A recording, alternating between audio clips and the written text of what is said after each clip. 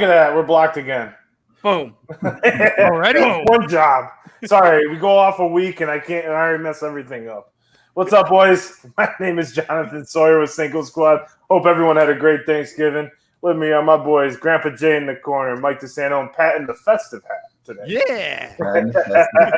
What's up, fellas? How you doing today? Good, man. What's going on? Good. Jamie, you tired from a long day? I know you're taking over this week. Feeling like I'm coming down with something too, so I'm just trying to Oh, boy. Same, man. Cut that Mike, out. Mike, tell him. Yeah, no, when the weather changes, even out in Florida, the sickness begins to come. Nice. It's rampant. But When the you only work with thing- kids and every 2 days, 7 more have the flu. It's like, damn it. Well, yeah, that doesn't help you're working with kids. Yeah. It's almost like you I want to never go back to wearing a mask. Just I'm good. I know, right? No, I'm going to wear that mask that Pat has behind him. Yeah, you want that one? Well, I don't, but I'll get one. I will that one. Well, boys, it was an exciting rivalry weekend in football. It was. I was hoping we could have got a show in, but unfortunately, we had other plans. But what a weekend! Michigan defeated the Ohio State. Yeah. How about Congrats. that? How about them Wolverines? Congrats. Let's get it! Woo! Is that your first undefeated season in 32 years or something? Or 32? I think it's since For now. 2000, but I think they lost. If I'm not mistaken, I think they lost in the Big Ten Championship in 2000. So I'm not 100% sure. Will history repeat itself against I Purdue? remember. That's the one thing I was proud about the guys is the way they handled after the game. Is they were just like, the job's not finished. It wasn't like this is the end all be all. Like it was like, okay, the job's not done. We haven't played Georgia yet. The job's not done. Yeah, man. It's going to be a tough year. I mean, it was tough because I was talking to you guys about that game, and we'll talk about it later in the show, but it was definitely something that was stressful. I was stressed the whole game, especially when it went back and forth. It was a great game. It was. Most watched regular season college football game. Nice. That's a fact. That does not surprise me. No. It's the game for a reason. Yeah, really. So, I mean, how was your Thanksgiving? I just want to throw that out there. How was you guys Thanksgiving? You guys travel at all? No. Chill. I went back down to Horseheads in Elmira. It was nice. You went on a horse. I went on a horse. Yeah, I rode. It's required if you're going to travel to Horseheads. It's required you do it by horseback. Yeah, It's boy. one of the town rules. As is tradition. No, I mean, it was. I traveled not too far, and it was nice to kind of catch up with the family and see everybody. So yeah, how was yours? Which one? John. Oh, me. You're the one that has an Great. answer. It was great. We got to see both families. Got to hang out. Surprised my mom on Wednesday. We drove up and just kind of like sporadically just surprised her. She was like, "Oh my god!" Yeah, your mom must have freaked out, man. Yeah, she was going nuts. But yeah, it was great. I think Bubba was happy we were out of the truck finally on Saturday because we drove back and forth like 4 times. So he was just sitting in there like, "All right, let's go." But yeah, it was a good weekend. Good weekend. Good relaxing 5 days off. So Good deal. now we're back, episode 35. So, what y'all festively sipping on tonight? Should I start with the festive? Sure. Go ahead, go ahead, Pat. All right. I am drinking. Not now, Zazu. Drinking. I Red don't know that Cap. drink. This is wine. Oh, my Drinking God. me. wine? Who is this guy? Wine drunk. Right, He's you watching drinking hockey. He's watching it pirate hockey. style? Is it like there's a glass? Jamie, he's watching. No, just out of the bottle. I need the ice. Jamie, I don't know who this person is in the corner, but he's watching hockey. He's watching soccer. I'm gonna watch soccer this drinking weekend, red. Jamie. And he's drinking wine. Who Like, is this guy? I got a song for you guys though. I got a song for you. It's called Red Cat, right? Bang bang. It's got a song. Red cat. It's an aphrodisiac. Red cat. It'll get you in a sack. I knew Jamie would like that. Cheers, guys. Cue the red cat walking across the The screen. Christmas hit of our time. I thought it was a Christmas song. All right, Mr. Mike, can what are you be. drinking up there? Oh, what you me? sipping on? Oh boy. This Yeah, you. in my nice Rochester hot bitters Is glass. that milk? It is not, although it is The White Russian. Are you it drinking is a milk? Balancin chocolate peanut butter whiskey cream. Oh, you stop that right now. That sounds delicious. You know, Malin's gonna want me to know where you got that. So, Mike, when you buy a bottle of that, do you finish the bottle or do you just have a glass? He's got 50. No, when I went to his house, he's got a whole cabinet full of alcohol. Dude, I love it. I had finished the Bailey S'mores, which is what I tried to find, but I couldn't find it. Oh man! For Thanksgiving, I finished that in 2-3 days. Oh wow! So yeah, nice Days? glass. Yes, I'll days. do that in hours. Shit. Well, Pat, I have to pace myself, or else I won't remember I Thanksgiving. told Mike the other day when he came down for the bachelor party when we were rocking in the grocery store. I'm like, now I understand why they have a section of just like single drinks and stuff for you. Yeah. They knew. They know their audience. Jay, what you sipping on? Well, since I'm trying to revitalize, I got my Vita Coca coconut water. Put it on ice to chill. I feel you on that. Put it on ice. You gotta have it on ice and chill. So cheers, boys. This is really the number one drink to have if you're under the weather. One of the best things you could do, even as a recovery drink. Coconut water is the real deal. So I think I've ever had it. Really? Honestly, Really yeah, good. I don't think so. natural electrolytes. It's good if you want to mix it with like I know it Scotch, sounds whiskey, or almond milk. Back home, they do a lot of coconut water and Johnny Walker Black and stuff like that. Is one of the main drinks people have. I was gonna say almond milk, but okay. All right, Michigan man up north. What you got in your cup? I'm staying hydrated. Got my The middle milk. Hey. Yeah, that thing sounds like we used to have these big metal water tanks in my high school. It's like when you hit it, it's like It's the worst. It's the I worst. feel like it was in a shipping container. I feel bad for Malin every morning when I'm leaving for the gym because I'm bringing this to the gym with me, and like it'll be like ding ding ding ding. I feel bad for Malin, period. Oh wow. She's gonna comment here soon. Thanks, Matt. No, Stay strong, Malin. if it's ringing like that, hear ye, come Yeah. see John and Malin.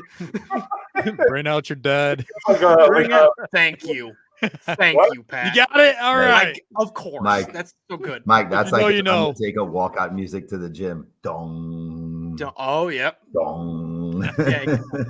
It's a good idea. John just walks out. Good For some idea. reason, hat, trench coat. I'm gonna get kicked out of Crunch. Is that? Did he bring in a smoke machine? We gotta stop letting this guy in. Bro, that would be the best way for John to start the show. Oh my You just see God. smoke and you hear dong, and you just see him rise out of the darkness. I would It's appreciate actually that. Bubba. It's just like, what's going on? Oh my God! It's the under corgi. Damn, that's good. Well, we had a fun weekend in fantasy sports. To move on to our fantasy. Did we? I don't think I mean, we did. I didn't. We did. I won. I had a great Yeah, day. I didn't. So I defeated Fonz to now go to 5-7. Now there's 4 teams at 5-7. 2 teams at 6-6, and then Jamie just running away with it at 10-2. Pat won. Pat won 180, 138 against Rick. Jamie beat OP 114 to 113. Wow. Yeah, I benched my kicker. I benched my 10 points. Just in case he had a negative game. That's a coward move. That's a coward No, it's move. not. No, that's a strategy. Coward move. Play the roster. strategy, bro. Trey beat my dad 153, 128, and then Tyler beat Mike 128 to 105. Yeah. Right now, if we were to we got 2 games left, and right now the projections for the playoff are my dad versus Jamie, and then Pat versus Trey. So, Which I love because Pat and Trey can't stop scoring, so one of them's going to beat the other, and then I just have to win one more game to win. so this week I got Trey, and then next week I got Jay. So Trey and Jay, and we got you both. So I got Trey this week, and then OP plays Pat, Fonz plays Mike, Rick plays my dad, and Jamie plays Tyler, and is already down 10-4 right now. So thank you, Gabe Davis, once again for 4 spectacular points. Actually, I benched him this week. Well, I mean, the problem isn't like you said, like there's so many targets on Buffalo, and that's the hard thing about drafting one of their players is if they have a really good day, that they'll have a good day, but it's hard because the person you would want is Stephon Diggs, right? So that's somewhat. I mean, I think even Josh being such a dual threat quarterback at times where it doesn't matter who's open, he's also picking up 30, 40, 50, 60 on the ground as well, which could be, an additional however many points for his receivers if you're playing PPR as well. So, yeah, it's difficult when you have such a mobile quarterback that's such a gamer as well. Yeah. So, Buffalo's a hard one to predict, but, yeah, Diggs is the guy for sure. Well, they could get more dangerous with OBJ taking a visit tomorrow, too. True. Yeah, he visited the and we'll go over that. We'll go over that in the NFL segment, but that's just I just don't see that. And people keep saying that the Eagles should sign him. I'm like, no, we're good. We're good. No, go ahead, sign him. No, I don't want that headache. Dallas, it would be. It's the best fit. Dallas doesn't have a legit team right now. But they don't really need another. They don't need another receiver. Why not though? In the playoffs. You're going to have 3 or 4 scenarios where it's going to be 3rd and 14, and it's a must pick up situation, and he's your guy. Yeah, I mean, that's what you want him for, like 3 or 4 key moments in the playoffs, and he'll deliver. I don't even see him at the 2 anymore. I think he's more of like a high-end 3. He's the guy to get you those downs that you need. Like you're definitely going to get a guy who can really explode in the playoffs like he did in the Super Bowl. If he didn't tear his ACL in the Super Bowl, he would have won MVP probably. Because he was already streaking there. He already had over 100 yards. It's hard and to a touchdown. And I think he would have continued to get the benefit of a doubled Cooper Kupp. Right. Yeah. So, Mike, stop it. Milo Cooper Kupp, double teams don't matter. Yeah, well, you're Nothing right, mattered Jay. Last year against Cooper Kupp. Jay, you're right. They don't matter right now because he's doing nothing for me because he's on IR. Well, not the year to draft him. So now I'm actually not too disappointed that Milo Cooper Kupp's not on any of my teams. What up, Uncle Mike? Uncle Mike with a Thanksgiving shout out. It's right here, Uncle Mike. Cinco Milk Jug. Cinco Milk Jug. Hope you had a great one. He said he's loving the holiday lights. Thank you. Thank you. So awesome. Well, I think it's time for our new segment it's festive. Jingle Bell Rock. Do you change it every day? That's my roomie put it up. I think she might change it. Bell jingle rock jingle bell. Rock bell jingle. Sounds like you're right. You gotta keep it. I like it. All right, so now I want to get to did your Pay May parlay pay out? So no. We'll be back here in a second. We're gonna throw it to Jamie and Pat for their weekly Pay May parlay. So the alternate need to go alternate hit. Yeah. Let's keep that on the low. That was probably the worst week we could have had. So the only thing that Trey said, which is awesome, is it can only get better from exactly. Here. No way to go but up. Only way to go but up, right? There's a lot of things that we should have called that was sort of like that's going to happen. Like the Jets weren't going to beat the Pats. We should have just had the Pats on the money line. That was my alternate. I said hit the under maybe as an alternate, and that was kind of like trailing out. And the only one that hit, I didn't make that it might have been the worst money grabber period of any football game this year so far. Yeah. I wouldn't want to watch it. People bought tickets to it. Thank you, Zach Wilson, for doing nothing. But you and I could have thrown for more yards. Easily. Yeah, you got two inches per play. What a boy. 2 inches per play. All right, what you got, Jamie? It's there's so much going on, too much going on this weekend. But I looked at a couple of things and thought, you know what? The way Virginia is playing basketball right now, they're back to their old ways. Florida State's having a terrible year. I think Virginia is probably one of the safest bets right now. They're legit. They're probably the best team in the country, but they're ranked 3 right now. So with them playing the way they're playing, they're 6-0. Florida State's 1-8. They haven't put a line out on the game, but I would eye that and just take whatever you're getting on Virginia or the under in that game, because I was gonna say you got to do the under. Not gonna be able to score. Yeah.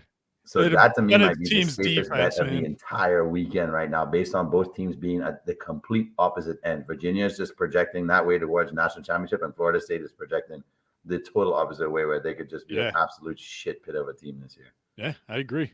Who's your safe? Who's your safety? Safety. This is the one that's going to win you something if you have to bet on one game.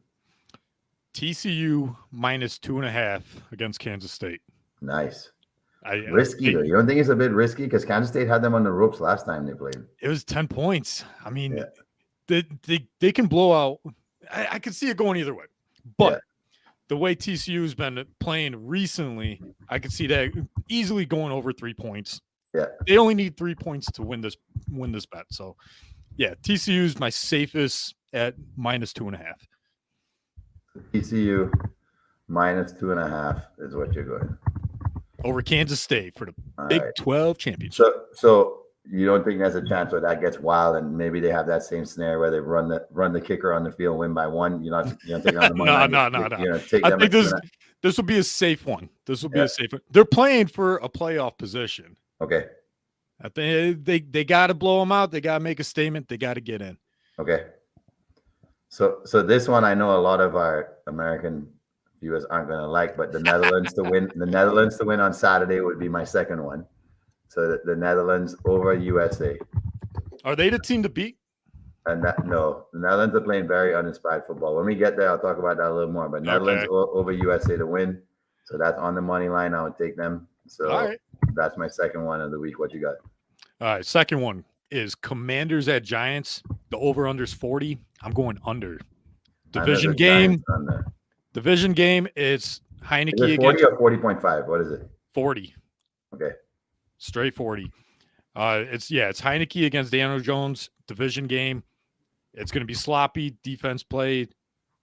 They're never scoring high in these division games. Yep. So I'm going under. I think 16-10. Damn, that's low.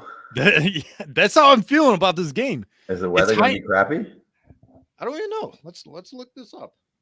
I mean, definitely have to go the under route if you're thinking about having some crappy weather here. But here's an interesting one too. I would think that not too many people are looking at.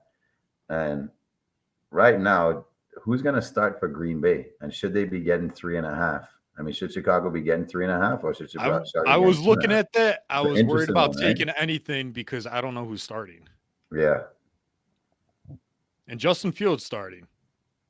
Yeah, I mean, that's the thing. It's like, who's it going to? Is it going to be backup on backup? Like, it's interesting. They put something up. Right. I actually think that they got the Niners at 4. I think the one that I would go with a tease bet, if I could tease some points, if you could tease at 6, would take Miami +10 on a tease. But I'm even willing to say Miami might give me the 4 at Miami. I think 49ers only win that game by a field goal if they win that game.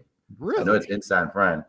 Yeah. I know it's a West Coast game, but it is an afternoon game, so it's not going to be that much of a difference. I was staying away from that game because both defenses could play, and I don't know if you've seen the stats for the Niners defense. They've been shutting teams down. Oh, yeah, for sure. I don't know how to go that way because I know Dolphins could put up points too. Now, I know the golden rule is never take your own team, but it's the World Cup, and I got to ride with my boys, man. So that's why I'm saying Netherlands, USA for me, and Virginia to win over FSU. You're saying TCU? TCU.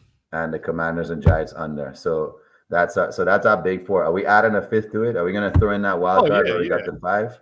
Yeah. All right, so my 5 I said that I would mess around with would be taking the Dolphins +4. But like you said, that one's maybe not a guarantee. And lastly, I think we made the mistake last time of not giving guarantees.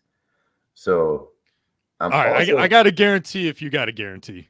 Okay, well, here's what I'm looking at. The Nets are playing great basketball right now. They do have the Raptors coming to town on Friday night, only 2.5. But do you know the Celtics haven't lost a game in Boston for the entire month of November? And I think that continues in December. So I'll take the Celtics over the Heat tomorrow night. Steamrolling Tatum, MVP. Lock that one in. Let's go. So, I like that one. All right, I got one for you. Okay. It's the feel-good game of the year. The Cleveland Browns at the Houston Texans. Deshaun Watson returning at -7. I'm taking the Browns. Wow. Yes. So you're taking the Browns, 7 points for the Browns. The feel-good game of the year. So you're saying that the Browns are going to destroy the Texans. I believe so. The way the Texans played against the Dolphins, I mean, the Browns are not the Dolphins, but they do have Nick Chubb. And Deshaun Watson, he's got something to prove against the Texans. It's in Houston. Yeah, I think they're going to beat them by more than one score.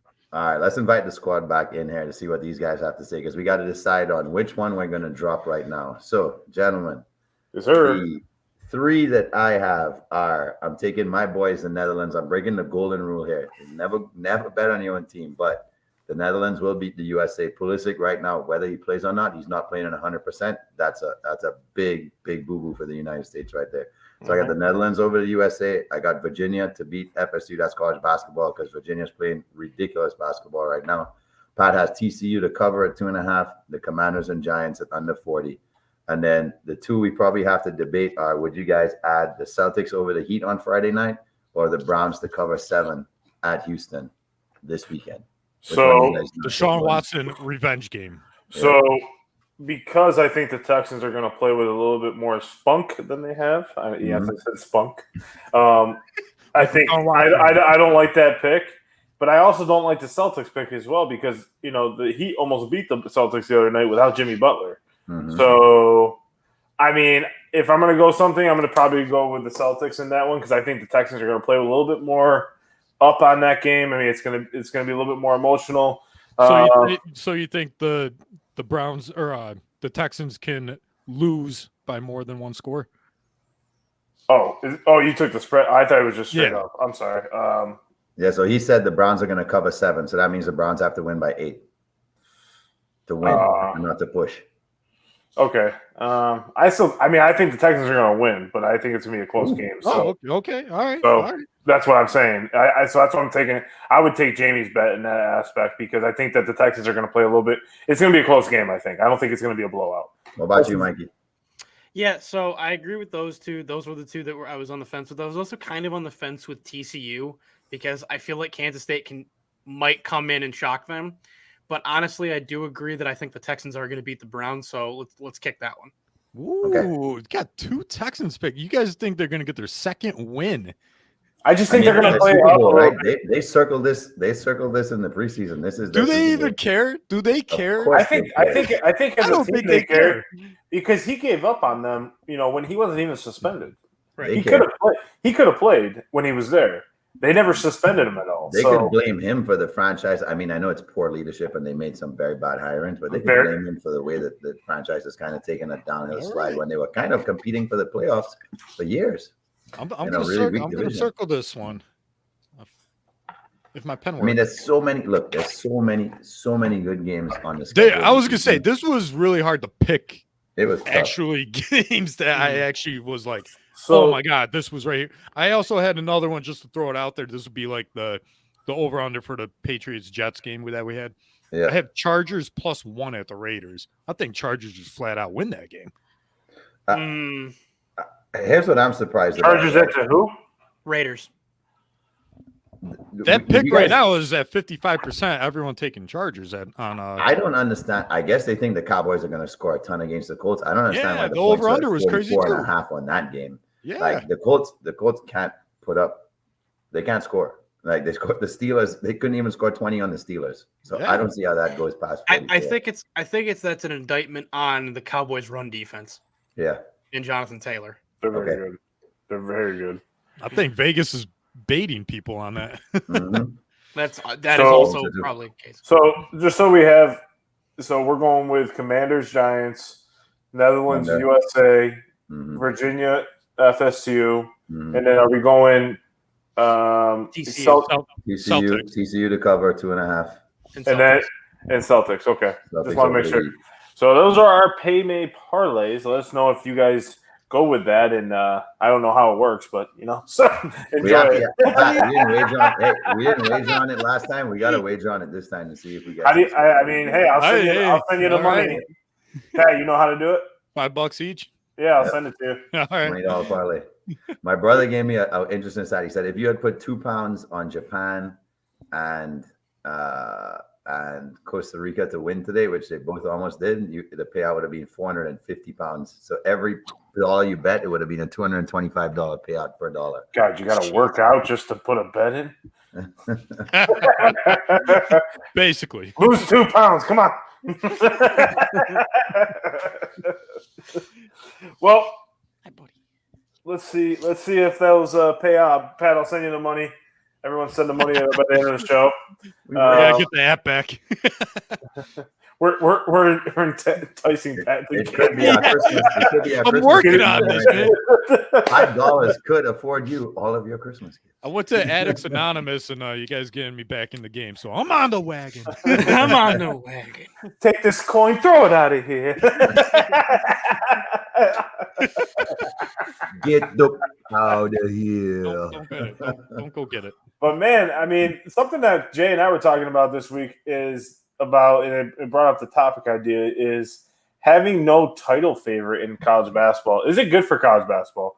Because I was listening to Jay Billis talk last night about, UNC losing 3 straight, and sorry, Mike. No, it not happened. And how there's so much more parity in college basketball. And he said, UNC's, there's going to be teams that are going to be 8 to 10 losses this year, and they're going to be good teams, right? So then there's not going to be a team that's the era of 1 to 2 losses anymore is going to be far from none, unless it's like a mid-major school, that type of thing. So that's much harder to do in basketball than football.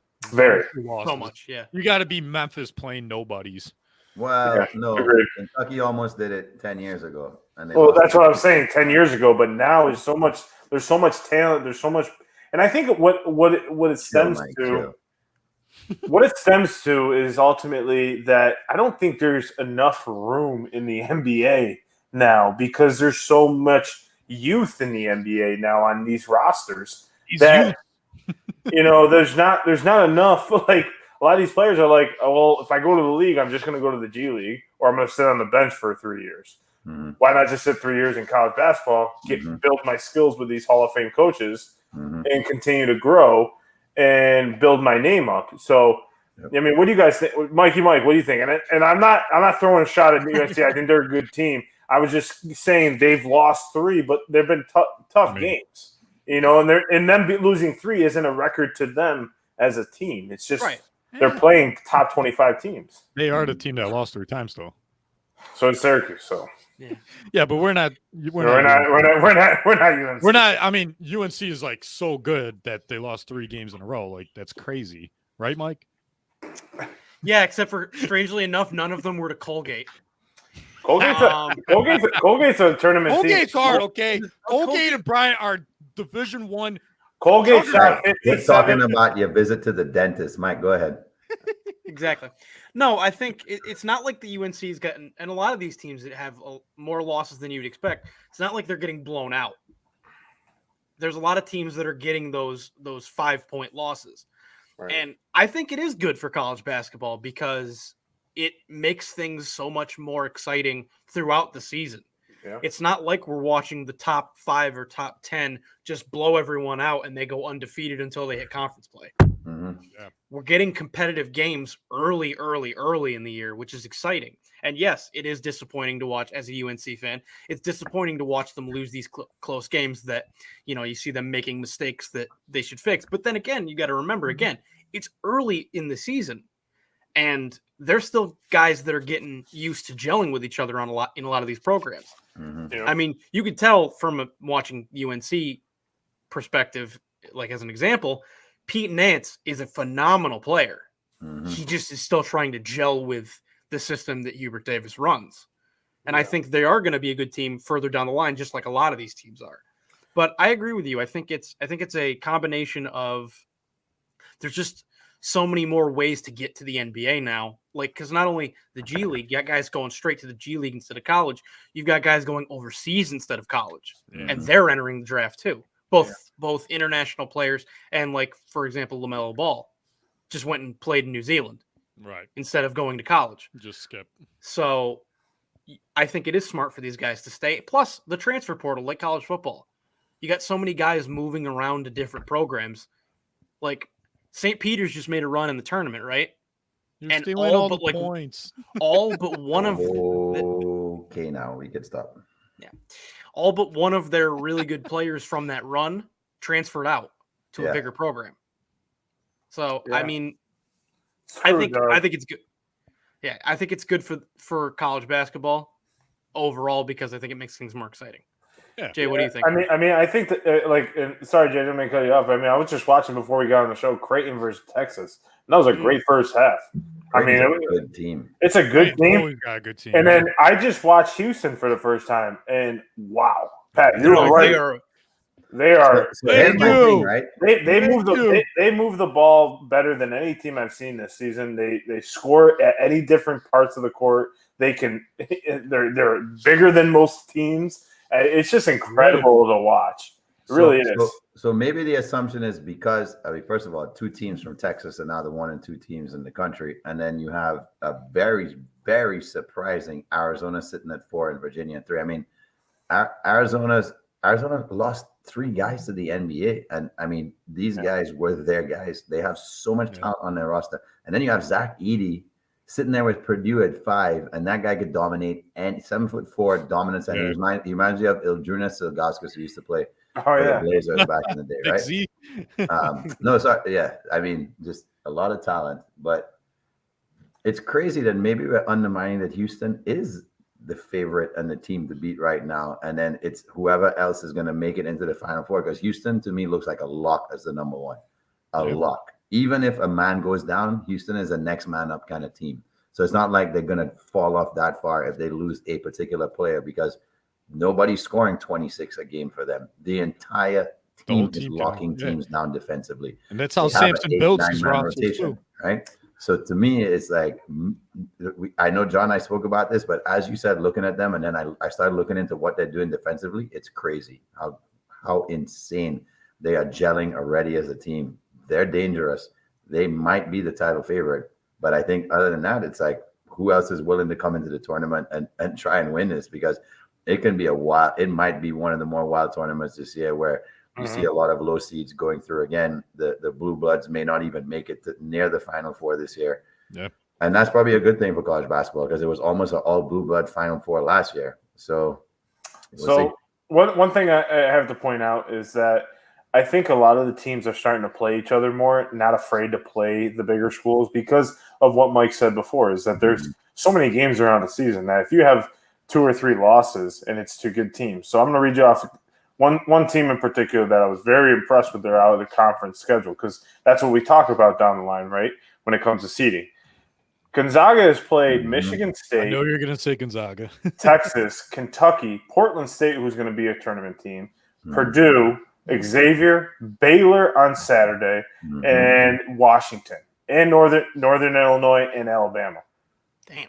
That's a tough non-conference schedule.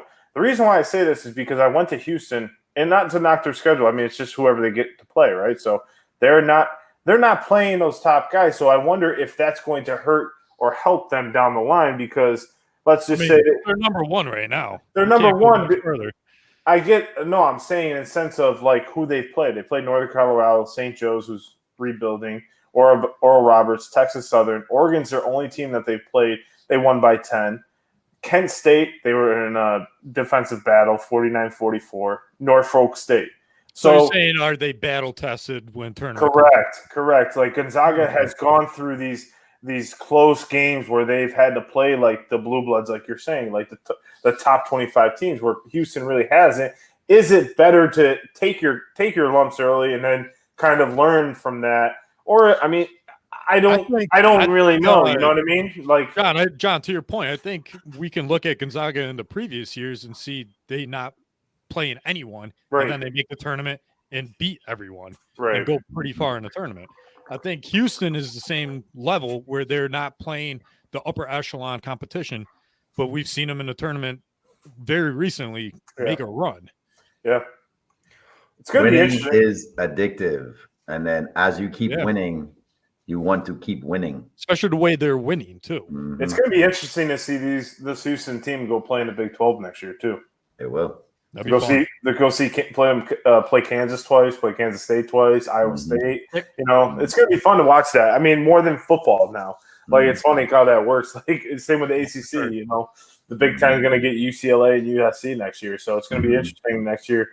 That I just thought about that. So, you know, I don't really think Houston looks really good, and that's why I kind of pointed them out, because I happened to go across their game, and like, I was like, well, let me see what Pat was talking about. And then all of a sudden I watched like 10 minutes of their game. I'm like, holy shit. They're good, man. Well coached. They're grown-ass men on that team. They ain't no college boy. They're all dogs.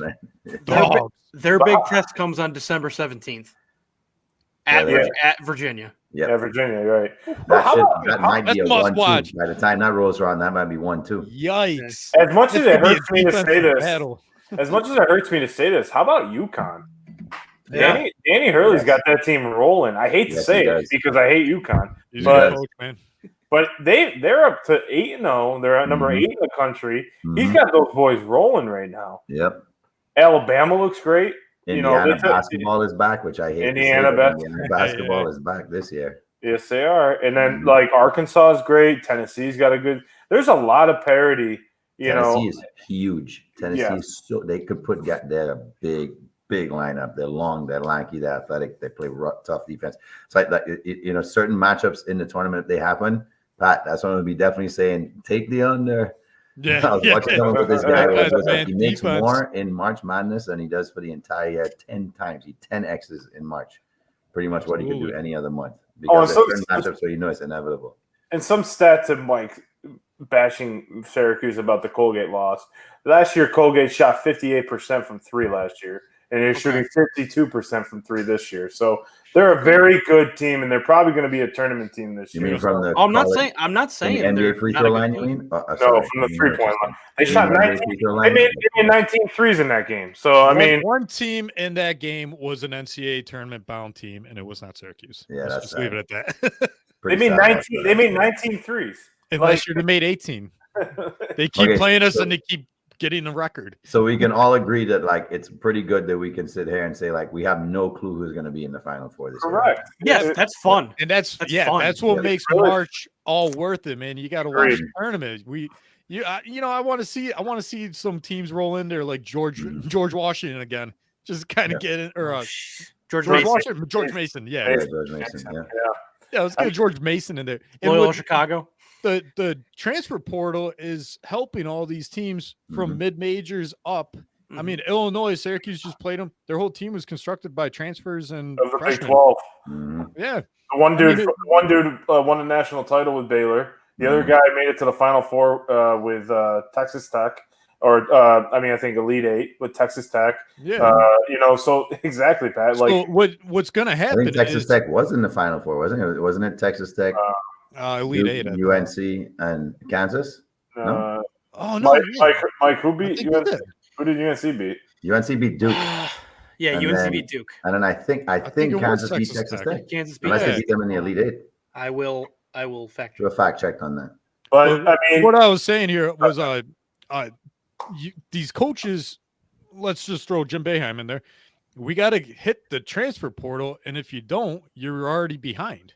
Which is crazy because he was doing good with that with a few players. The thing is he's got so much youth on the team, and I'm not blaming that, but it's true. When you go up against, I'm not trying to make it like a Syracuse podcast, but they had 7 freshmen.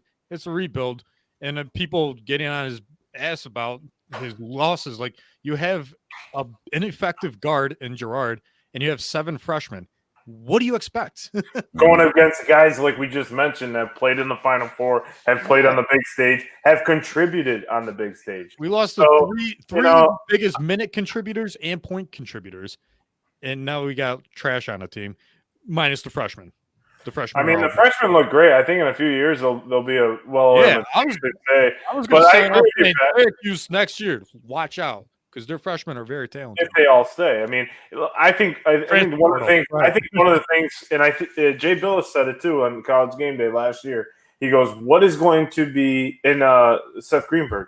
They said, "Who's going to win the transfer portal is who's going to be at the top of the college ranks in the next 3 to 4 years." Because if they win that transfer portal, they don't care about the 5-star guard who was dominating like Joe Girard did in high school at 46 points a game. They care about the guy that just went to the national title game and scored 20 points in the game, and is got a freshman coming in replacing him.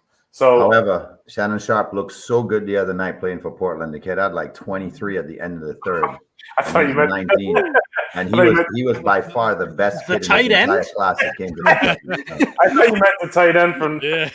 No, I thought you meant Shannon. I was like, no. was he sipping his Sorry, Hennessy? I know this Sipping guy. his Hennessy?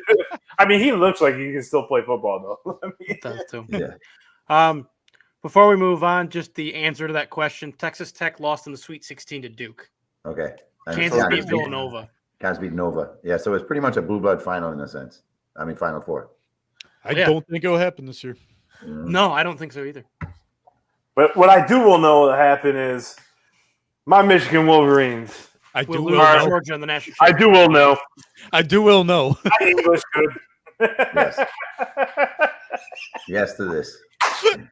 Is the college football Set. If No. Game, set, No. match. why? No. Why? Set. Okay, next topic. Well, Mike, you said no. Mike chirped up real quick.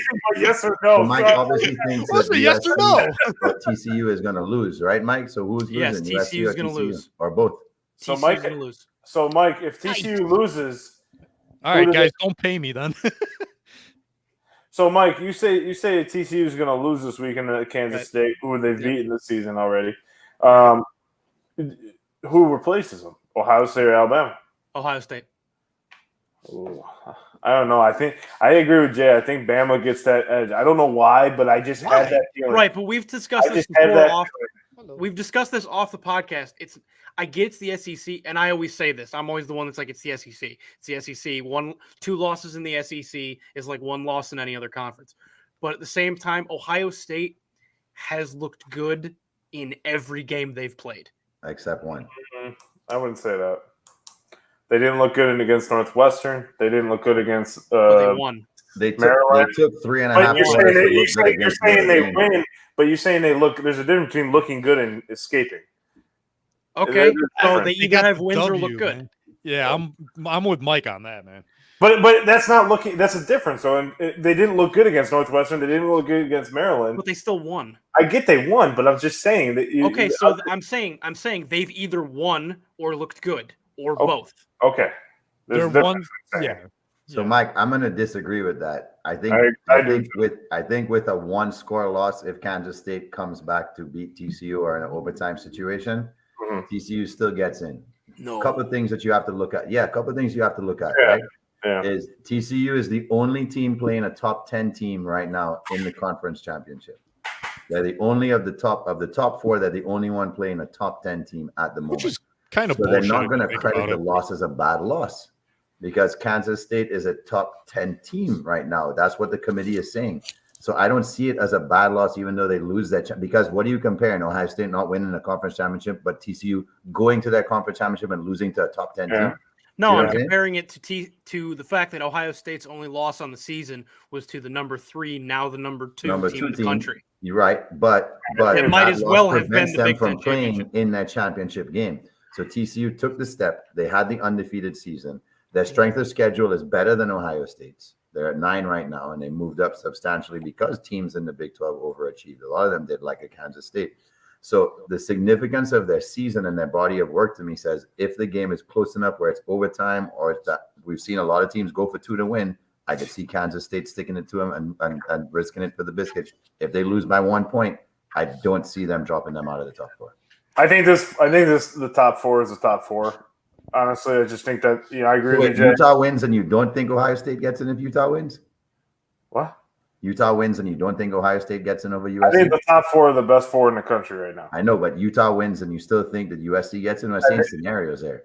I think if Utah wins, then no. But I'm saying I think they're all going to win this The weekend. USC wins. Okay. I think they're all going to win this weekend. I think the top 4 is going to be the top 4. Correct. That's what I'm saying. I don't Right, think you there's do? going to be a loss. Pat, you as well? It would. I think they're all going to win, but let's say TCU loses and they drop out of the playoff system, and it would be outrageous if Alabama gets in. Mhm. Yes. And I could see Ohio State slipping in there, but it would kind of be bullshit because TCU is making their championship, their conference championship. Ohio State is not. So Well, you're punishing TCU for playing a conference championship and not making the playoffs, and then the other team loses and they get in, and they didn't get the benefit of the extra weekend. But what if Michigan blows out Purdue in the Big Ten championship game? Means Ohio I don't think State that lost. Has a difference. That doesn't have a difference to Ohio State. But it means Ohio State essentially lost what was essentially the Big Ten championship game. Right. Well, essentially, but it's not. I understand that, but you got to think about how the committee looks. That's what the committee's going to do, though. I'll tell you what the committee's looking at. The committee's looking at any possible way to get TCU up. I'm not saying this is not going to happen. I'm just saying it's bullshit. If it's, I think matchup-wise, that might happen. I think honestly, and the other thing you got to think about, I think they're going to think about, honestly, their ratings too. I mean, their ratings look horrible. I mean, I think if USC is the number 4 team, they give Georgia a good run for them. I think if TCU is the number 3, they give Michigan a good game. It's a good game at the end of the day. And I know that doesn't mean a lot to a lot of people, but I think, over the last, 8 years, how many good games has there been in the college football playoff? In the semis, not a lot. One, and the only one I can remember is Oklahoma and Georgia. Mm-hmm. And that went to overtime.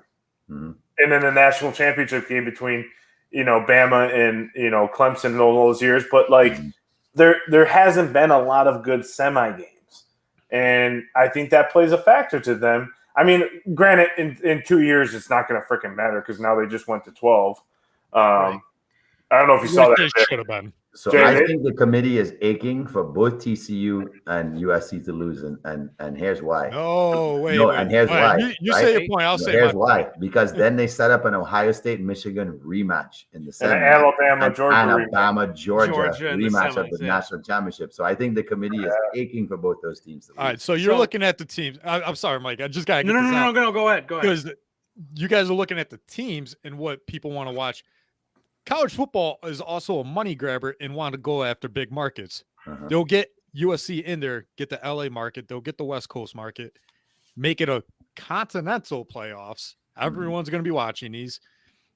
That's where I think they'll be leaning with trying to get USC in there. The football world, if you had to poll the football world, there's more people that would be watching a Bama Georgia semi and a Michigan Ohio State semi. So it'll get everyone's tummy. You couldn't ask for anything better than that from a business standpoint. I'm good. Mike got it. Yeah, I got it. I'm good. Think about I agree with you, Jay, in that the semifinals have been kind of lackluster in previous years. So think about this: if TCU loses, USC wins. USC gets bumped to 3, right? Mm-hmm. Presuming Georgia and Michigan win. You then set up a potential Michigan USC matchup, and then you get Georgia and Ohio State, which up until they lost to Michigan was the presumptive national championship game. Yeah. Yet you get it in your semifinals. Right. How do you think they're presumptively the national? Because Ohio State was 2. Because Ohio State was 2.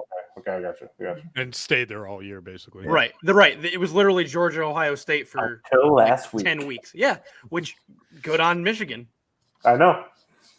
Good job, Michigan. You happy, John? All right, we all said it. Good job.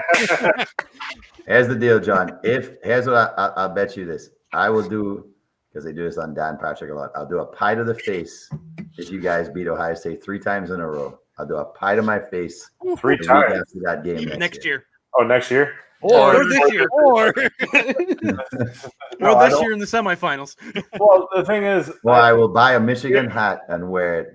I have a Michigan hat. But that doesn't do anything, because you're not an Ohio State fan. It would be more if Mr. Cinco did it, because he's an Ohio State fan. We already had to bet. Chime in, Mr. Cinco. Take the deal. Here's John my has thing. to wear a Ohio State hat, a beanie, or you have to wear a Michigan beanie on the show.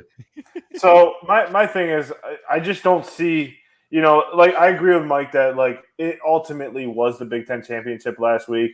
But, I mean, Purdue's playing some good football right now. I know they lost to Syracuse, who ended up kind of tanking at the end of the year, and that's what my dad kept saying, that Michigan's going to roll over Purdue. They lost to Syracuse, and I'm like, all right, Dad. I was like, I know that, but that's not necessarily what that is. I don't take it for granted, though. Get out to a 3-touchdown lead, and then I'll be comfortable. But it'll be 28-3 quick, just like that Iowa. I hope so. But we just lost Blake Corum, who wasn't in the Ohio State game, and then we lost our D tackle. You didn't look too bad without him. Well, no, we had we had our starting D tackle, who's a top 2 pick, who was a top 2 pick in the NFL draft this year. So that's what makes me nervous. Would you have a quarterback this week? Yeah, what do you mean? Do they have a quarterback? The starting quarterback it's questionable whether he'll play. You think you losing your starting DT is more detrimental to the game than them losing their starting quarterback? Come on. Okay. You got a backup. You got playmakers all over the field, bro. I know, but that's still a hit to the team this week that you don't need. He had a gun possession, concealed weapon in his car when he was driving this week, and I'm sorry, I thought this was America. It is. That's why that's a problem. You have to have a license for it. The fact that it is America is the exact reason why. All right. If he was playing for TCU, it might be a different story. Yeah, right. or a Florida team down Texas. Speaking of, well, we can't even go at what's going on in Florida right now with Kitna's son. Jesus. That's a really sad situation. Speaking of quarterbacks, my God. Yeah. So Mike and Pat think it's going to change. Jamie and I. No. I don't think so. So all 3 of us except Mike think it's going to change. He just understood what I was getting at. I laid out the bullshittery that can happen. Bullshittery. That is the best description for the college football playoff. Now I'm hungry. I want a charcuterie board now. I was about to say, you want a bullshittery every board? team will win like you.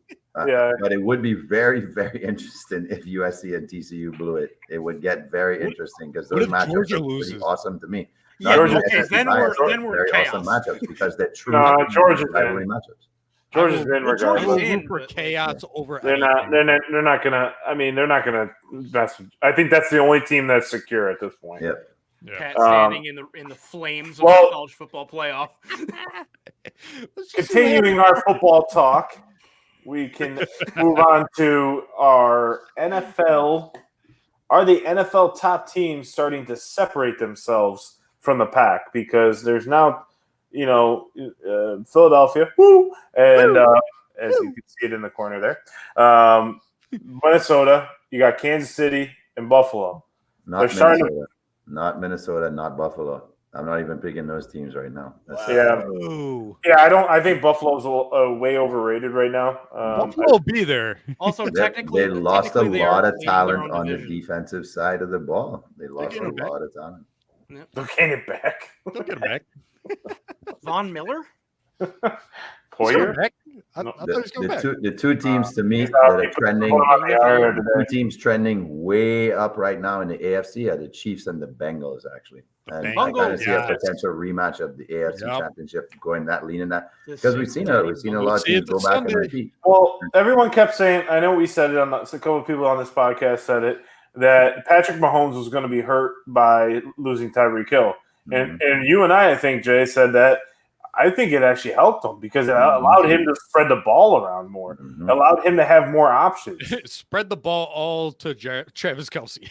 Well, I was going to say, he's essentially not a number 1 receiver. Well, he's got number 1, but I mean, I think they said, what was it? Like 10 guys got the ball on the last game. Sorry, I think my headphones just died. So let me just take this out. So, I mean, he's starting to become more of a very dangerous. And they said, who was saying it? I forget the guy that does First Take. I forget his name, but not Stephen A. But he was basically saying that Dan Orlovsky. He was basically saying that there's Patrick Mahomes, and then there's everyone else. Yeah. Right now. And people keep putting Josh Allen there. I think Josh Allen's we had this discussion last week. Josh Allen's a very good quarterback, but I don't think he's got to the Patrick Mahomes level yet. No one has. He doesn't have a ring. No. And I think that's just, Patrick Mahomes just seeing the game like he's the next, like if he wants to play to 45, I think he's the guy to beat Brady's numbers. But he's a cheat code, man. There's 4 active quarterbacks with rings right now. That's it. Just 4. Really? Mahomes, Brady, Rodgers, and Stafford. And Stafford. That's it. Stafford, yeah. Oh yeah. Yeah. So I mean, how do you guys feel about the middle of the pack? Flacco, by the way. Side note, Flacco. Not active though. He's not starting. Yeah. Oh, starting. Guys okay. are starting every week. That's what I mean. I was thinking on a roster. Stafford, then. Yeah. So, I mean, the middle of the pack is pretty wide open at this point for a lot of the conferences. I mean, there's not a really set wild card yet. There's a bunch of teams that have 7-5, 6. Yeah, the entire NFC East. 5 and 7 that can make I did forget Russell Wilson, but we can forget Russell Wilson for the rest of the year. Easily forgettable. Everyone hates on him, man. No, it's not he's a bad guy. We could just forget that this is a write-off. I hate the report this week his career's done. If he does this next year, he's done.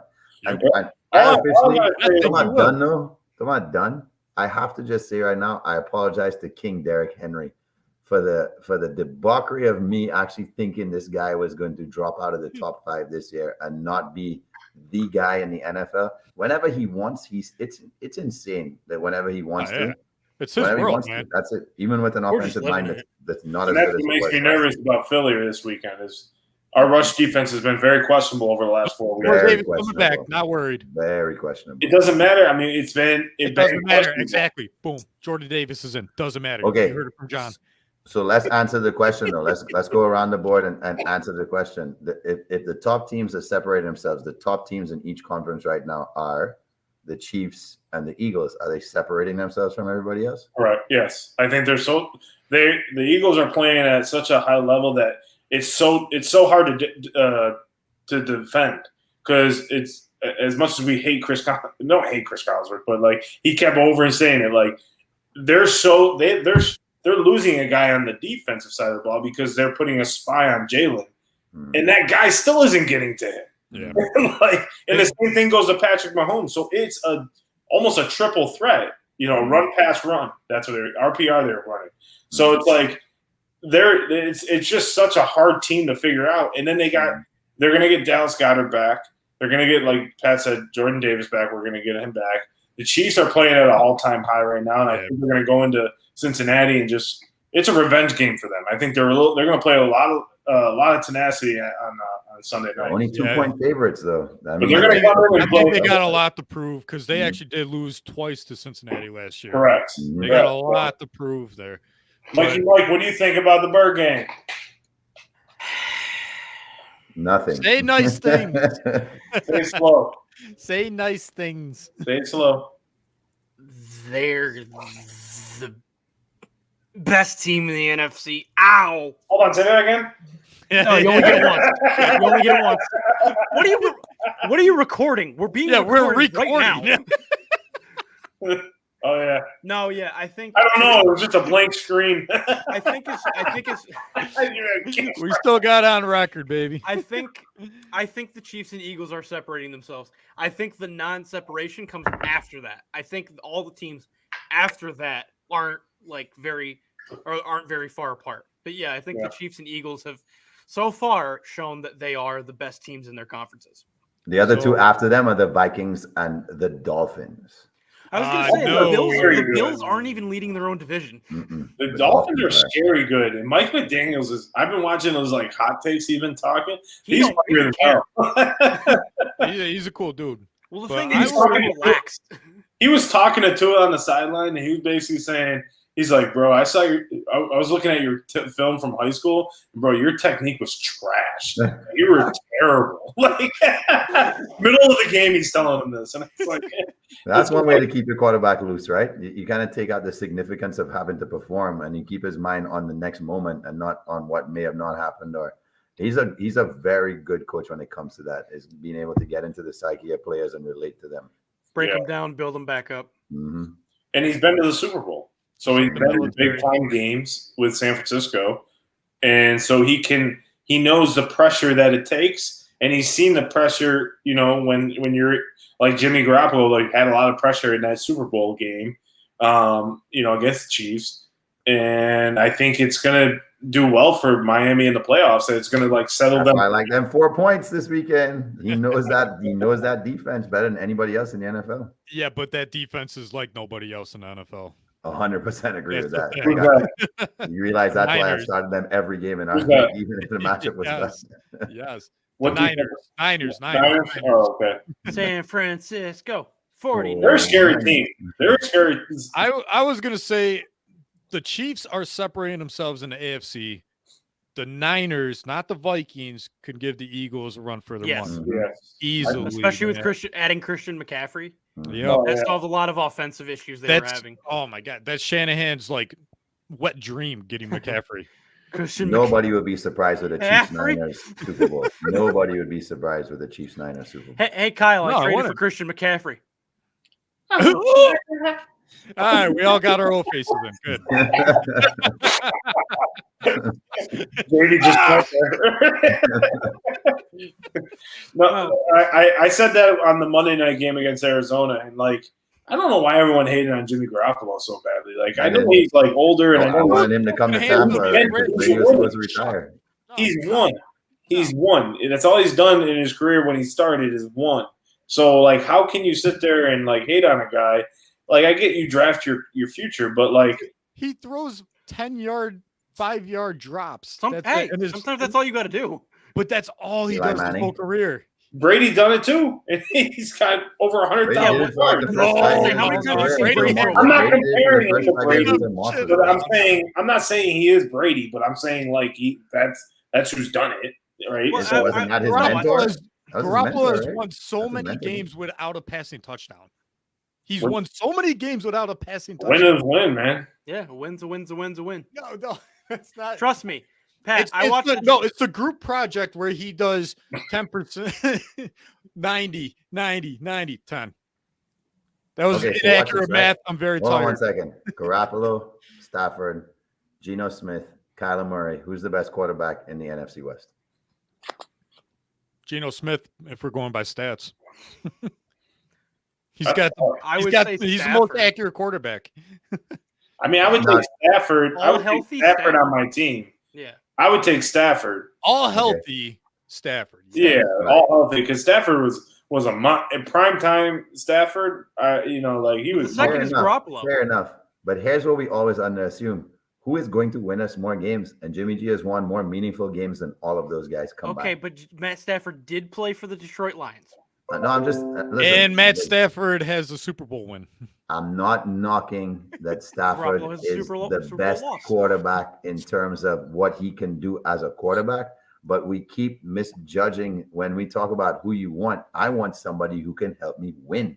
I don't care if you throw 5,000 yards and 72 touchdowns. I don't care. Yeah, I might win if you have those stats. So you want to? I don't care about that more than who's going to make me win. So you want a game manager? I was going to say you want someone that's going to manage the game. Not so much. And you don't want Bruce Arians as a coach. Mentality. You can't manage. You don't manage your way to Super Bowls over and over and over again. The guy keeps doing it year in, year out. It's more about being mature enough to know it's not me. That's a winner. I'll take him over him. I agree with that. I think that's something that we have in Philadelphia. Jalen is a very good quarterback, and he's evolving into a very good quarterback.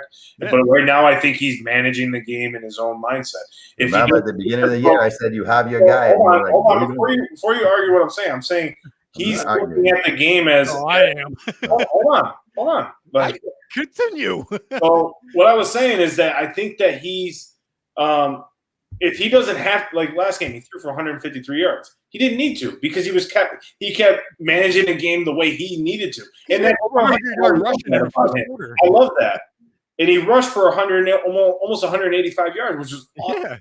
Yeah. And I love that about him. I'm not saying that he's just a game manager. I'm saying that works good in our favor because he can manage the game in a sense of we don't need him to go force the ball down the field and make bad passes, right? So that's a good thing that we have. So you're saying game manager as a coach standpoint, right? Is that what you're getting at?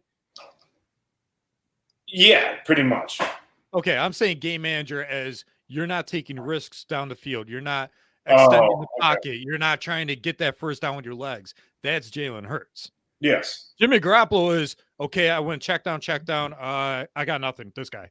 That's a game manager. He's not taking the risk. Okay. Which ball control is job security, man. But of course. And he's number one on that list with job security. 100%.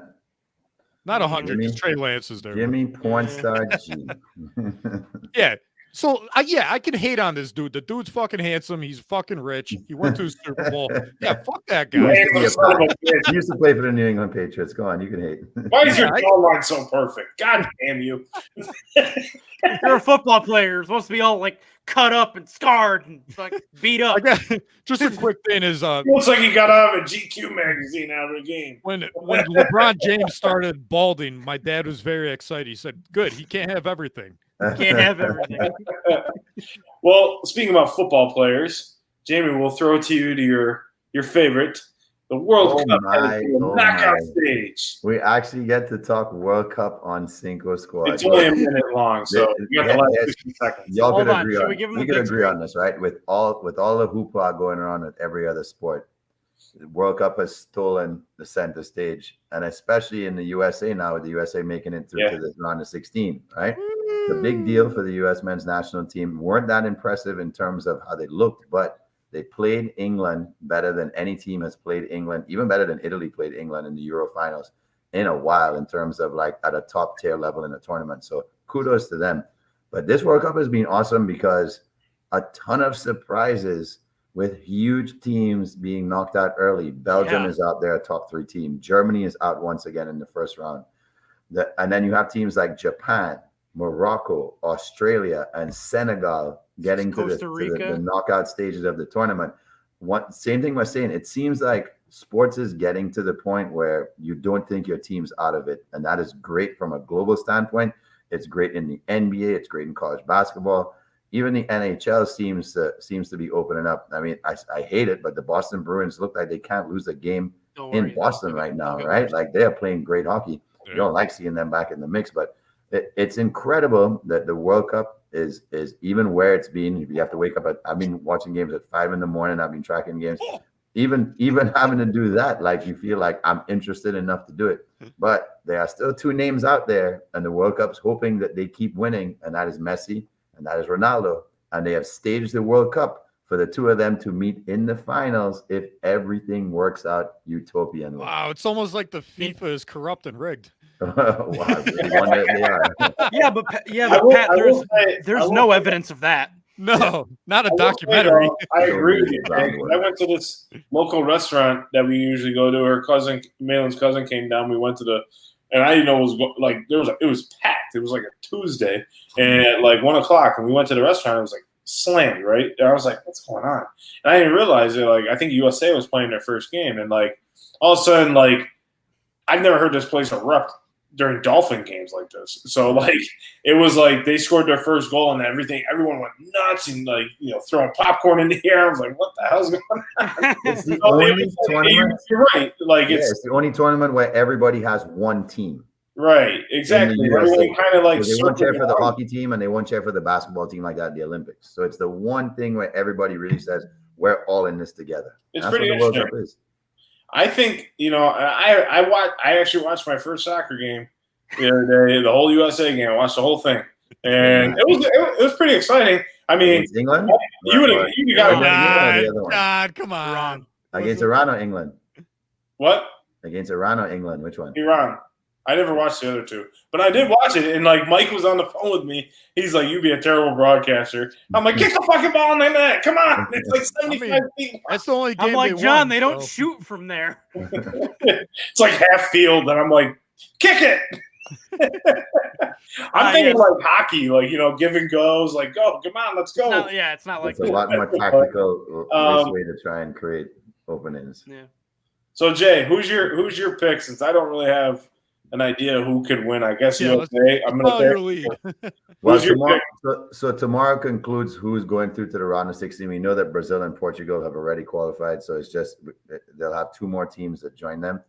Right now, they've been known to be notorious choke artists, but England has the best team that I can remember ever in terms of watching football since I was 7, 8 years old at a major tournament. It's even better than the European team that should have won the Euros.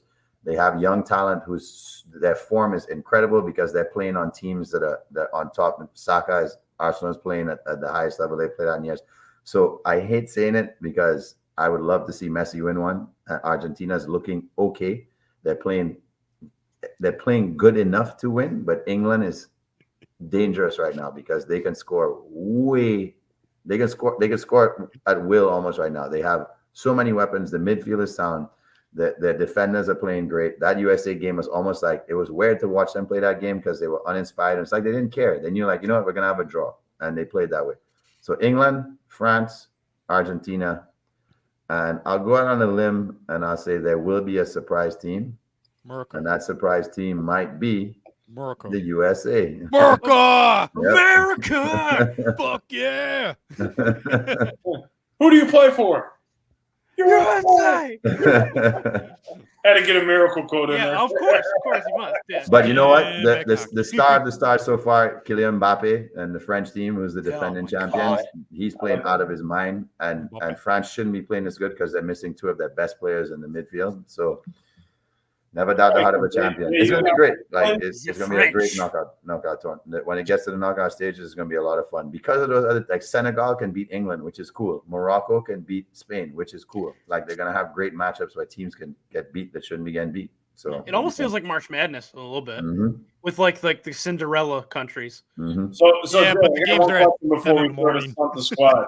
Yeah. Do you think that now the World Cup is going to start playing the tournament around this time of the year again, or do you think they'll go back to playing in the summertime? Well, the next tournament is going to be tri-hosted between cities in Canada, Mexico, and the United States. So they'll go back to a summer format because the only sport that would be happening is baseball, and they need the stadiums to be open. So they're going to do it in the summer when it comes to North America next time. Okay. Yeah. I just didn't know, like, if that was something, because I've never heard of it being in this time of the year. And it's only because it's in Qatar. Well, when you give it to Qatar and it's 117 degrees in June, July, and August, it's not it's still 90 degrees over there. Yeah, those guys looked like after the game, like they just been through war. Like it was like crazy. Like yeah, and imagine like a lot of those guys. They gotta play more games. I would be love to get eliminated. I'd be like, all right, give me done. I'm done.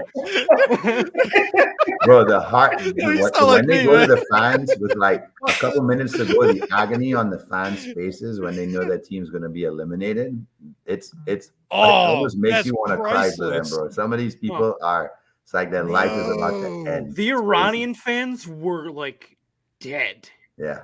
Like they look like they had like it was like personal. That's a weird choice of words with that, man. That's a sad thing, right? It's so much strife and things happening there, just not good right now. I know geopolitically, it's rough, man. The refs can't count either because they gave them 5 minutes extra time and they went to 100 minutes. Yeah. I'm like, you don't know what extra time in extra time. Hey, dude, soccer finishes the secret. I was gonna say, I described it to John on the phone that day. He's like, "Why are they still going?" I'm like, "It's called extra time." I was exhausted. I was exhausted for that. Number 10, I was feeling his pain. I was like, essentially, long story short, John, soccer ends when the refs decide it ends. Oh my god, bro! It's like worse. It's like worse when you were a kid and your mom was like, go to bed. You're like, Mom, the basketball game has like 28 seconds left, but then there's still 11 free throws to go between every team, and it lasts like another 9 minutes. Even then, soccer would be like that growing up scene when they're playing basketball and the two Kevin James and the one guy are like, "You want to fake an injury? Yeah, let's do." Oh my crap! I'm done.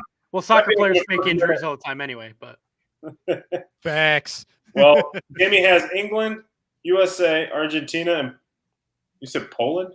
No, Portugal. No, I mean, France looks like the other team that could sneak into the semi. So yeah. No, already. Those are that's me. That's me just saying that to be nice because I did pick Netherlands in our pay me parlay. So I'm not going against my parlay guys. I'm just being so nice many contradictory things against our parlays. It's all about people are like, what do I do? We're gonna bet TCU, but I think they're gonna lose. Take away, hate on. Well, fellas, since we took a week off, I think it's time for Stomp the Squad. Yes, sir, ladies and gentlemen, we've reached our favorite segment of the show, and John's going to take it away. All right, so we've got that new format now. Every time we're going to try to stump each other by asking trivia questions. We pretend not to cheat, but hey, I got my laptop in front of me, and so do they. but we kind of know. But we don't cheat. Dude, you say this every week, and I'm like, shit, I can't cheat. Per question, and the person who has the most points at the end of Stump the Squad gets to have the rant of the week. And since I am the last one to rant, I get to pass this over to the guy who used to be the champ for many consecutive weeks in a row. And we'll go up to the top of the screen there with Mr. Mike DeSanto. Mike DeSanto. There's a reason why I have the 2 title belts. Pat, got a lot of belts. What's the over-under on a 1917 baseball question here? Yeah, right. Over-under on a 1917 over. No, we gotta wait for John to get the construction worker names. You look like Ric Flair right now. Woo! Woo! All right, so kicking it off, I'm gonna go with our favorite, college football. Yeah. So we currently have the college football playoff format that we've had since 2014. But before that, do you guys remember what the format was? Of course you do. You're big fans. The BCS. Yep. The Bowl Championship Series. So I need to know who was the first BCS national champion. Ooh. Is there multiple choice? Yes. Thank you. Hat, how many times have you played this game? Not with wine. Thank you. A, Tennessee. B, Miami. C, BYU. D, Nebraska. I don't know why as I pose with my world titles. It's not BYU. It's either Nebraska or Miami. I'm going to say Nebraska. I'm going Nebraska. Cornhuskers! Cornhuskers! The new playing home. in the cornfield. You know what? It's Tennessee. I think T. Martin was the first person after Peyton left. I think that was the first one. So I'm going to say Tennessee. Okay, so we're locking it in? Yeah. Cornhuskers. Okay, so Jamie says Tennessee, and John and Pat say Nebraska. Pat and John. Thank you. Jet or Pon say Nebraska. Gentlemen, I have successfully stumped John and Pat. Yes, sir. Okay, Tennessee. You can say John and Pat there. You can say John and Pat there. It was Tennessee in 1998. 98 after Peyton Manning left. Right, exactly. The year Peyton was gone. Damn. All right, Mike, who goes next? All right, you know what? Just as a little bit of payback, I'm going to throw it to the top of the screen too. Fine, I'll take it away. All right, so we don't want to be part of of the this. World Cup, and you guys being the biggest USA men's national team fans, Yep. One of one. The last time the USA made the quarterfinals or the round of 16, Yes. what team did the USA beat in that round of 16 match to advance to the quarterfinals? Was it Germany, Poland, Mexico, or Croatia? Germany, Poland, Mexico, or Croatia? Germany. The United States beat the last time they made the round of 16 to make it to the quarterfinals. And this was 2002. Oh, so not World War II. 2-time World War champs. Can't be Germany. Germany beat Poland that year. Wow. If that's true. That was true. Germany, Poland, Germany, Mexico, or Croatia? Croatia. That Poland. sounds like the only team America could beat. Poland. So, Mike, you say Poland. Pat, you say Croatia. Croatia. John? Germany. Gentlemen, I have successfully stumped the whole squad. Mexico. It was They beat Mexico. They beat Mexico 2-0, and they actually lost to Germany in the quarterfinals 1-0. I was gonna and say- Poland was in their group, and they lost to Poland, but they beat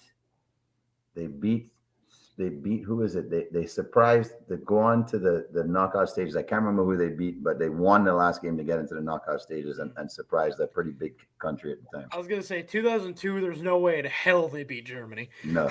All right. Pat in the hat. What you got for us? Yay. Got for us? I Yay. surprisingly also have another World Cup question. Wow. Look I'm at gonna me. win. Who are you? Who Winner am win. I? I watched hockey the other night. Got World Cup question. Drinking wine. Drinking wine. Wine. Drinking beer All right. I like that. Going right down to the first World Cup ever. Yes. How many teams were playing in the World Cup? Was it A10, B11, C12, or D13? How many teams played in the first ever World Cup? 10. 12. 12. That is locked in? Stop being strategic, Jamie. I have successfully stumped the entire squad. It was 11. Oh, damn it. It was 13. Wow. 13. Okay. Egypt missed the boat. That's Wow. I was gonna say that's very It's a strange odd. number. Yeah. So at this point, No one's winning. No one's winning. No. Jamie's at 0. Pat, Mike are at -4. Can tie him if he gets this wrong. You guys get it right. And I'm out in left field, just sitting with my -6. Yeah. So comes down to me. Well, John, I have a positive for you. You can't lose any points on this question. That's some Take it away, positive, John man. boy. Optimism. Copper filled. I'm telling my wife. I'm telling my wife. You guys are being mean. So here goes John. In 1946, No, Jamie, that's me. introduced Bro, I leather had a whole list of the goals. Who is the brand ambassador? No, it's all right. All right. To Greece. College football question. College football, nice. College football question. Not two. Is it one I know? Yes. What was the GPA of the quarterback of Michigan? 3.73. Well, the first draft pick ever. Which team has the record for the longest winning streak in the history of college football? Is it B, Ohio State, Alabama, Oklahoma, or Clemson? The longest Oklahoma. total win streak. Win streak. Oklahoma. I'm also going to Can't go say Oklahoma. Oklahoma. Yeah. I was going to say that. No, I Yeah. can't. I'm really. Hold on. Say him again. Oklahoma. Ohio State, Alabama, Oklahoma, or Clemson? Just to make this a little competitive, I want to say Oklahoma. So do I. Let that be known. So I will say Alabama. But I want it to be Oklahoma, but I'm saying Alabama. So either way, I'm right, but I'm going to be wrong too. Boom. Is it the question I can be a is it a trick that a Michigan fan would have a question that the answer is Ohio State? Yeah. And his face just said it right there. So No, I would never do that. well, he can't hide. He's got the big screen. You know what? Well, there goes the monitor. You know what? Screw it. Ohio State. All right. Yeah, boy, Mike. Well, Throw your balls on Watch. the table, man. Watch. No. Watch. It's Clemson. I have successfully stumped Pat and Mike. It is Oklahoma. Bastard. I would have. You have stumped me. You have stumped me. I would have said you have stumped me too. I would have said Oklahoma if you hadn't said it. Well, that's why all three of you said it. I was like, okay, and I knew putting Ohio Well, State. either way we do it, Jamie's winning. So yeah, no matter what, you guys would have lost because Jamie knew it, but facts are facts. was Ohio State in there specifically to make someone think? correct. Yeah. Who's got the second longest? I don't know. I think it might be I want drama. to see which one of us. Is right. I just want I to didn't know I was supposed to do that, Pat. I want to sleep good at night. Like, yeah, I got the second one. That would be Army football from 1938 Yeah, there you to go. 1941 BYU. before World War I II. knew the whole roster.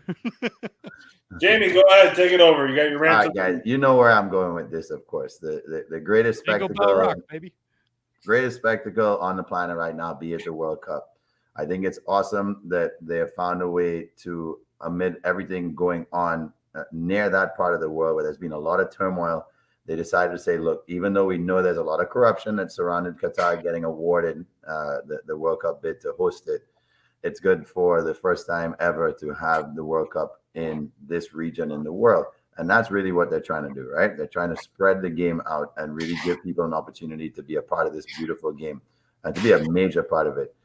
I've loved what I've seen so far from it. Kudos to the men's team. Contrary to what I just said, my team, the Netherlands, will take care of business this Saturday.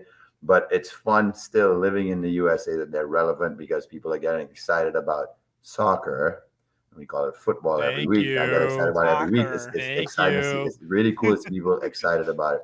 Here's the one thing that's a drawback for me, though, and it sucks. When I was at the Olympics, I tried to walk out in the opening ceremony that was in Brazil with a little sign because my country's code for St. Lucia is LCA. And I wrote down "Love Conquers All." And there was a little sign I was going to hold like this, try and get some TV time for it. And they took it away from me and said, can't take anything like that out there. And they completely stopped anybody from making any political statements. I don't know why they call that a political statement. And a lot of players were trying to stand up for the inequalities that we've seen of Qatar being awarded these games to get the stadiums and everything going, which was labor standards that were way below code, if not very close to slavery, inequality amongst acceptance of people of their choice to be who they want to be, and somewhat of a degradation towards women and the way that they treat women. And we've seen that happen in Iran and everything now. So people tried to wear armbands that had symbols on it, and they shut it down, and they threatened for them to suspend them from matches and took the extreme route. And I just think that's dumb. I think if you have a platform and players want to express what they believe in and how they feel, I think they should be allowed to do that. And I do think that people are too open online and social media right now to hide it, to say, oh, you can't do it when the TV networks are there, but you can go to your social media account and do it right afterwards. Like, okay. And they have more of a following on there anyway. Like, you're not hiding the message. So let the message come across. Let people believe in what they want to believe in, and convey that sense of equality or whatever it is that they're trying to get out there, especially when you know that you can have a major impact on the game in itself being bigger than the game in that moment. Because here's the saddest stat coming out of England. England has this thing that says, bring her home. Bring her home. That means bring the World Cup home. But they have this slogan going around saying, he's coming home, or she's coming home is the slogan. And he's coming home in England means when England loses a match, domestic violence goes up by almost 40%. When they win a match, it goes up as well by 25% because of how drunk the men get.